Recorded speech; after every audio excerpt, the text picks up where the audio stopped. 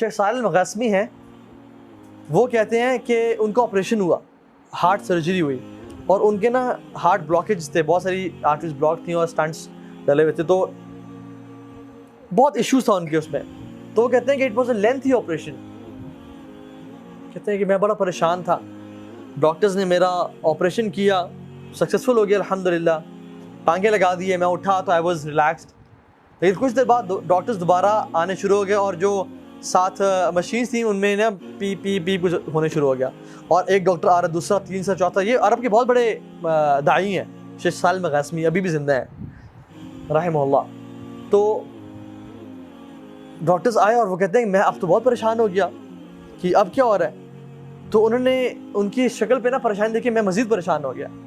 تو انہوں نے کہا کہ آپ کے جو بلاکیج تھے نا وہ سم تھنگ ہیپن کہ بہت زیادہ نا بلاک ہو گیا, and we have to reoperate you again, تو ہمیں دوبارہ کھول کے سرجری کرنی پڑے گی.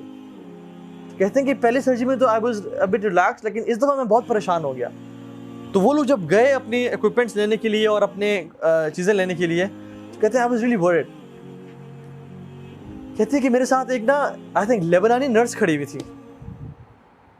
وہ مجھے کہتی ہے کہ یا صالح صلی علی محمد, اے صالح اللہ کے نبی پہ درود پڑھو.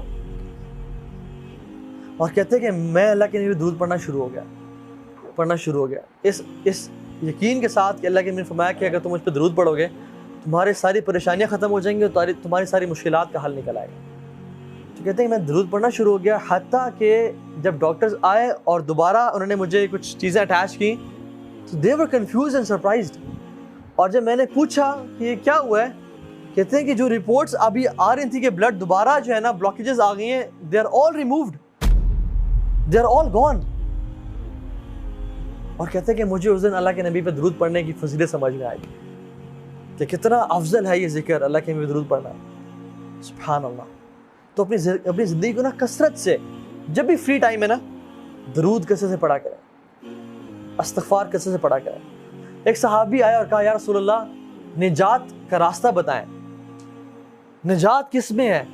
فرمایا لا یزال لسانک رطبا من ذکر اللہ, اپنی زبان کو اللہ کے ذکر سے تر رکھو, اس میں نجات ہے.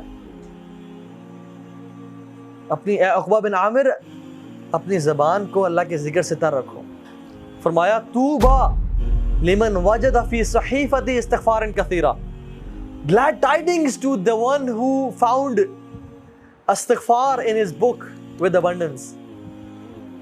خوشخبری ہو اس بندے کو کہ جو قیامت کے دن آیا اور اس نے اپنے اعمال نامے میں کثرت سے استغفار کو دیکھا. سبحان اللہ. امام احمد بن حنبل سفر کر رہے تھے, بڑا فیمس واقعہ ہے. سفر کر رہے تھے, رات لیٹ ہو گئی, مسجد میں اجازت ہے کہ میں رات یہاں رہ لوں, تو انہوں نے کہا نہیں آپ یہاں رات نہیں رہ سکتے.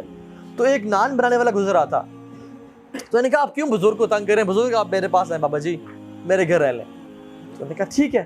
تو وہ جب گھر لے کے گیا تو وہ رات کو نان, وہ تو آٹا گوندتا تھا, آٹا گوند رہا اور کہتا ہے استغفر اللہ استغفر اللہ.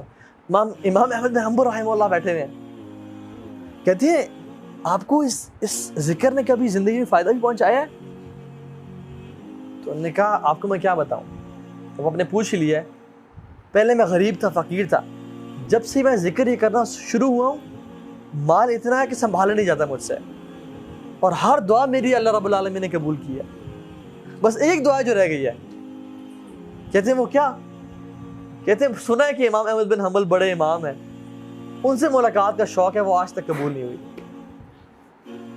امام احمد بن حنبل کہتے ہیں کہ وقد جررت الیک جرا, ایسے لگتا ہے کہ مجھے آپ کے پاس گھسیٹ کے لایا گیا ہے آپ سے ملاقات کروانے کے لیے. میں ہوں امام احمد بن حنبل. یہ ہے توبہ استغفار کے فائدے, یہ توبہ استغفار.